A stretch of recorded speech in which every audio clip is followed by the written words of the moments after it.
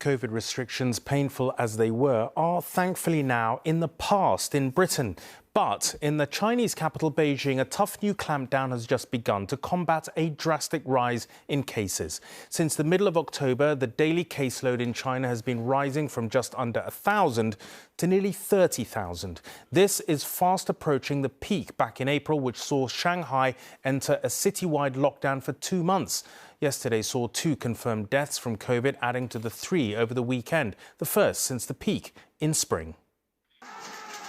These factory workers acted on an anger shared across China right now, smashing up COVID test booths and protesting pay and quarantine conditions. They were promised more money for staying in isolation while working on the iPhone production line in Zhengzhou. Protests, large and small, have grown in recent weeks as COVID cases have soared and lockdowns have intensified.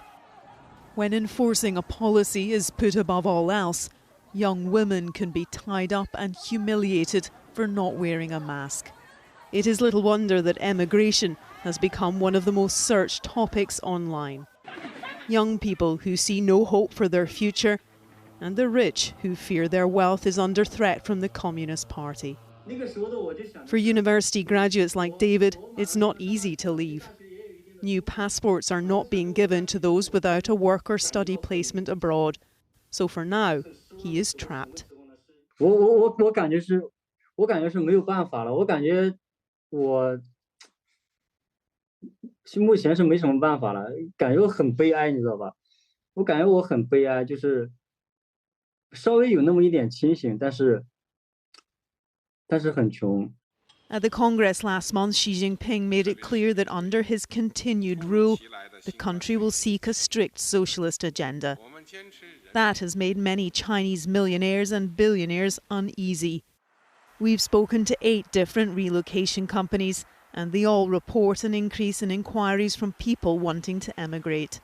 You know, instead of the Rolex watch or the Tesla car, or it's like, what residency cards or citizenships do you have in these countries? Eric Major helps Chinese citizens set up a second residence. Ireland is now a popular destination. But the Irish passport is the only one that gives you pre-Brexit privileges, i.e. the right of settlement all in the European Union, but also the right of settlement in the UK. In Beijing, the fences are going back up.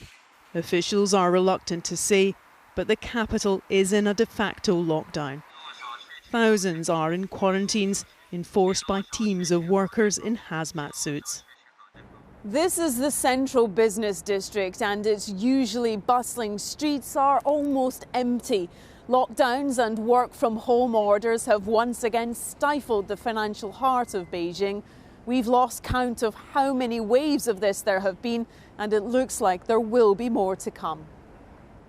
It is the only way the authorities have been told to deal with COVID. So you either have to put up with it, or as thousands are doing, try to get out if you can. Debbie Edward, News at 10, Beijing.